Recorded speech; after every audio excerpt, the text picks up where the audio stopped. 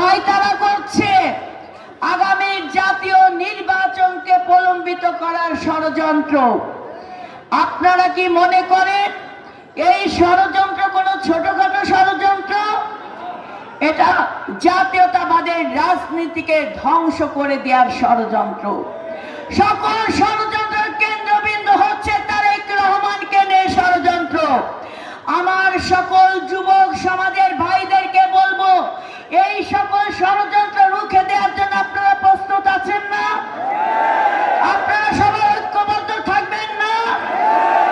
একটা স্লোগান আমরা নির্ধারণ করেছি, ওই ষড়যন্ত্রকারীর বিরুদ্ধে আওয়াজ তুলতে হবে, সেই আওয়াজটা হবে না।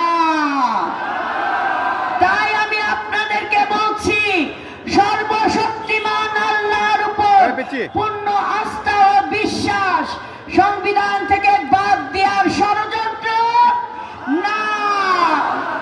আবার বলুন, সকল ষড়যন্ত্র না। হাত তুলে জানান